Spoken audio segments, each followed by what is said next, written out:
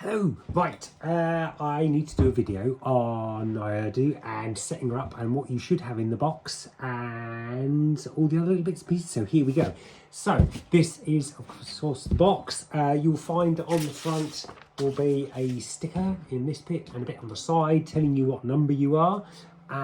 So what's inside? So you take the sleeve off over there. Now inside, on this side, you should have a certificate here with your name on and again what number you are. So then inside it should look a bit like this. And what have we got in here? So we'll start with the figure. So your figure should have on it already the necklace and the belt with the pad on, and it should have a whole set of these, and we'll come back to those in a minute. Then you should have your hat. Now if you were one of the first 7, you will have got 2 hats inside, and some people specified which hat they wanted, so that's why some of them are different. So if you were one of the first 7, which I've told people about, you were going to get 2 hats. Then you'll find a little thing wrapped up like that, and inside that, let's get this open. Inside that you should find 3 spears. Whoops, 2 spears. 3 spears like that. If you are one of the first 7, you'll find there's a bonus spear in it, one of the trident forky ones. And then wrapped up carefully in there should be the harpoon gun. Now you have to be very careful with these because that sight is very, very brittle. Now the harpoons themselves should quite happily, he says, go in the end of there. Okay, so that's the harpoon gun done. Next we shall move on to the fishes. Now the fish, you will find you've got 3 fish in here, 3 different fish. The first one looks like that, and it hasn't got a hole through here in the middle. If you look underneath, there's a little hole under the chin, and we'll come back to that in a minute because we will go onto these 2. Now these 2 fish, you'll find that one of them has got a slight indent. Now the reason is that is the top fish, and then you just get one of your harpoons and you thread the top fish on first, and then you thread the other fish on like that, and you'll find that they interlock like that. And then you get your spear, which should be in the bottom of it, of your box. You just slide that in the end like that, and then you've got your fishes on the spear. Okay, so now the other fish.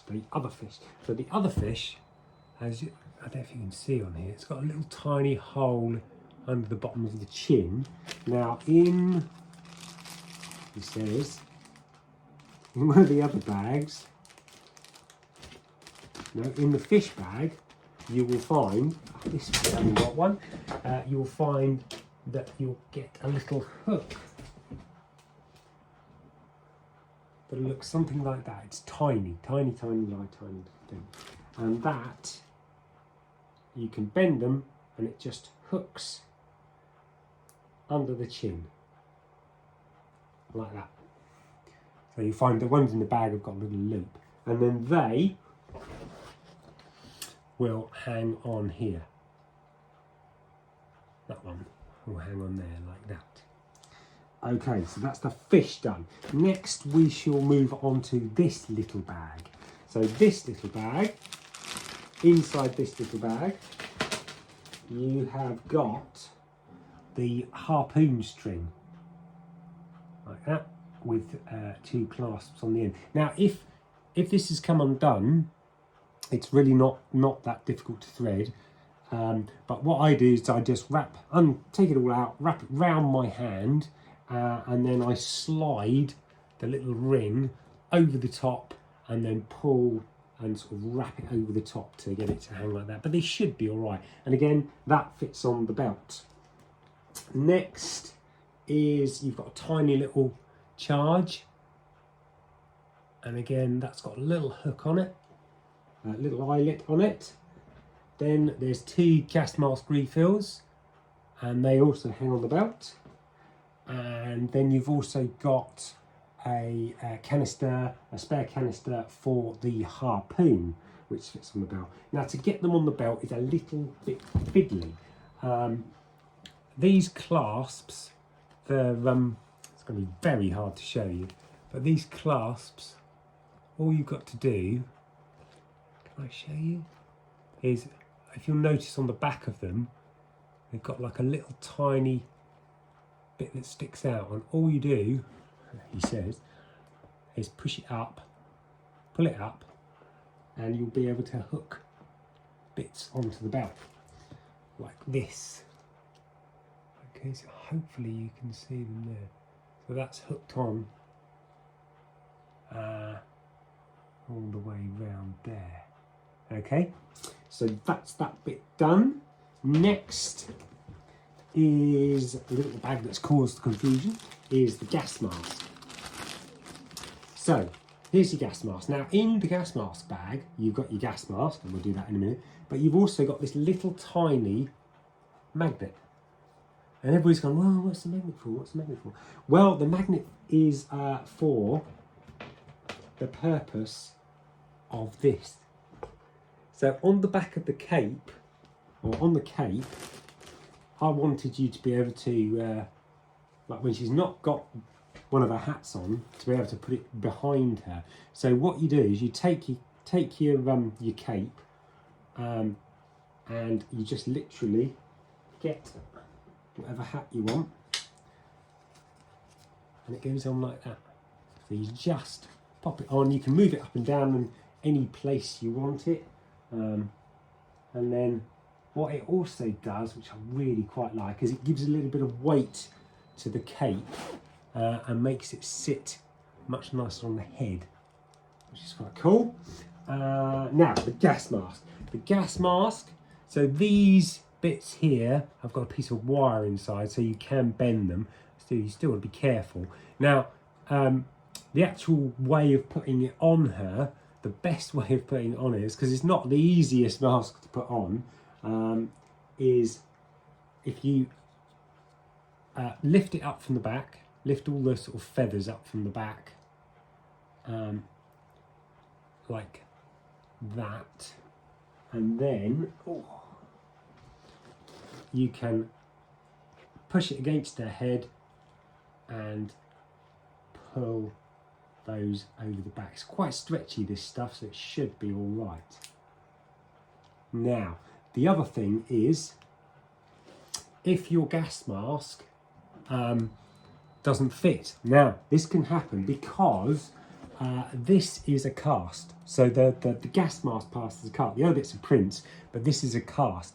Now, the reason I wanted to do this as a cast was because if I printed it, it would be quite brittle and quite hard. There's no flex in it. Whereas this, if you get a hairdryer and you stick a hairdryer on this, you can warm it up.